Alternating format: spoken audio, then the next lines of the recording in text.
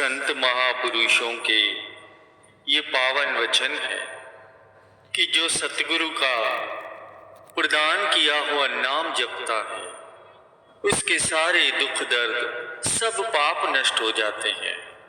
कोई भी चिंता और गम वहां पांव नहीं जमा सकते और लोक परलोक में उसे बड़ाई प्राप्त होती है। सतगुरु की कृपा की एक दृष्टि रंक को भी राजा बना देती है। वेदों शास्त्रों और शेषनाग ने भी सतगुरु की महिमा बेअंत कही है। रिद्धियां सिद्धियां भी सदा उनकी सेवा में उपस्थित रहती है। सेवक का ये धर्म है कि हर कार्य करने से पहले अपने श्री सतगुरुदेव महाराज जी का स्मरण करें। जब कभी भी अपने सतगुरु के चरणों में पहुंचने का अवसर मिले खाली हाथ न जाएं। यदि कुछ न बने तो पत्र पुष्प भेंट करके उन्हें नमस्कार करें। सतगुरु को अंतर्यामी समझ उनसे कुछ भी नहीं। गुरु को वीडियो लाइक करना, सब्सक्राइब करना, प्लीज़ वीडियो लाइक कर दे करो, सब्सक्राइब कर दो, कमेंट में लिख दो जय श्री धन और सत्संग पूरा ध्यान से सुनना दोस्तों। छुपाना चाहिए और उनकी आज्ञा को सत्य सत्य कर मन की अनुमति के बिना ही मानना चाहिए।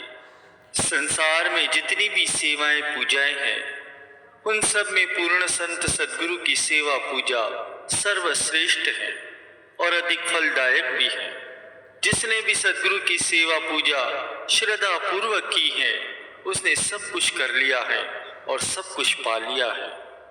जब भी समय मिले अपनी आत्मा की उन्नति का साधन कीजिए और सद्ग्रंथों का स्वाध्याय कीजिए। यदि अभिलाषा तीव्र है और प्रेम की अग्नि भीतर प्रज्वलित हो गई तो प्रियतम आपके पास आए कि आए। मनुष्य पर सब तरफ से तो दुख तभी आते हैं जब वह अपने मालिक को भूल जाता है और मैं मेरी में उलझ जाता है। जिसे दुखों से मुक्त होने का विचार है तो वह शब्द अभ्यास से मैं मेरी को नष्ट कर दे। जो भी इस झूठे संसार को सच समझकर उसका आश्रय लेता है वह अंत में पछताता है। जिन बातों से तुम्हारा संबंध नहीं है वह न सुनो न बोलो। इससे अच्छा तो एकांत में बैठकर भक्ति की पुस्तक पढ़ो। जो सेवक सदैव ही अपने मालिक के ध्यान में लीन रहता है और जिसके अंतर से आपा भाव निकल गया है वह किसी भी कठिन कार्य के लिए ऐसा नहीं कहता कि ये कार्य मुझसे नहीं होगा, क्योंकि उसे ये विश्वास है कि मालिक क्या नहीं कर सकते। तुम्हारे सामने बाधाएं आए और तुम कर्महीन होने का विचार करो तो तुम उन्नति कभी नहीं कर सकोगे। सद्गुरु की कृपा का आश्रय लेकर कार्य में जुटे रहो। तुम में ऐसी शक्ति आएगी कि सारी बाधाएं दूर हो जाएंगी। जीवन तो हर एक का बीत रहा है, समय किसी की प्रतीक्षा नहीं करता। अब देखना यह है कि जीवन किसके निमित्त व्यतीत हो रहा है। अर्जुन ने मित्र संबंधियों का मोह त्याग कर एक भगवान श्री कृष्ण चंद्र जी के निमित्त जीवन व्यतीत किया। तभी तो उसने बल नाम और प्रभु की कृपा को प्राप्त किया। जब तक तुम्हारा मन मान अपमान के कारण सुखी और दुखी होता रहता है तब तक स्वयं को सच्चा सेवक कदापि न समझो। सच्चे सेवक की वृत्ति स्वामी में लीन होती है, उसे मान अपमान का तो पता ही नहीं लगता।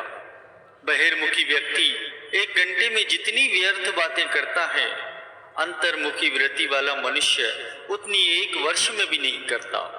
जैसे एक मकड़ी तारों का जाल बुनकर उसमें खुद फंसती है, वैसे ही बहिर्मुखी वृत्ति वाला व्यक्ति अपनी बातों के जाल में ऐसे फंसता है कि उसका छूटना ही कठिन हो जाता है। इसीलिए जिसे बंधन से मुक्त होने की अभिलाषा है उसे बाह्य बातों से बचना चाहिए। तुम परमार्थ करो, स्वार्थ बिल्कुल न करो, क्योंकि परमार्थ तुम्हें ऊंचा उठाएगा और स्वार्थ तुम्हें नीचे गिराएगा। तुम ऐसी भावना और पुरुषार्थ बिल्कुल न करो कि लोग मुझे बड़ा या अच्छा व्यक्ति समझे। लोगों से तुम्हें क्या मिलेगा? जो मिलेगा अपने शुभ विचारों और शुभ कर्मों से ही मिलेगा। लोगों का ओट आसरा लोगे तो सदैव दास्ता में जीवन व्यतीत करना पड़ेगा और मालिक की आज्ञा अनुसार चलोगे तो निर्भय पद को प्राप्त करोगे।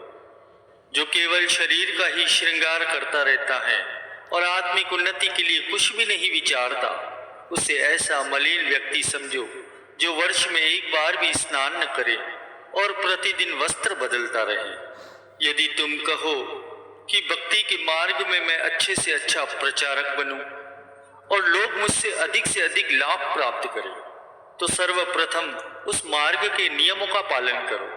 फिर तुम्हारे एक अक्षर में वह प्रभाव और शक्ति उत्पन्न होगी जो आचरण रहित अच्छे से अच्छे भाषण में भी नहीं होती।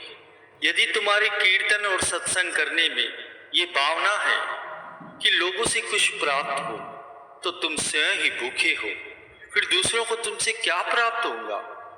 माया है असत्य और भक्ति है सत्य। यदि असत्य का आश्रय लोगे तो धोखा खाओगे और सत्य का आश्रय लोगे तो कोई बाल भी बाका न कर सकेगा। शारीरिक आवश्यकताओं की पूर्ति में फंसकर अपने लिए कुछ मत मांगो।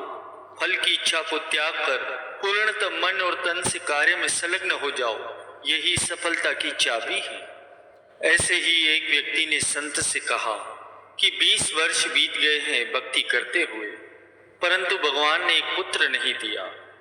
संत ने कहा कि 20 वर्ष पुत्र के लिए भक्ति की है और पुत्र प्राप्ति से वंचित रह गए। अब केवल 1 वर्ष उस अभिलाषा को त्याग कर सच्चे मन से केवल भगवान की भक्ति करो, तो सभी कामनाएं स्वतः ही पूर्ण हो जाएंगी। जैसे एक लोहे का टुकड़ा जब चुंबक से स्पर्श करता है तो उसमें एक आकर्षण शक्ति आ जाती है, ठीक वैसे ही जो साधारण मनुष्य विषयों को नाम से संबंधित कर देता है तो उसमें एक प्रकार की प्राकृतिक आकर्षण शक्ति उत्पन्न हो जाती है।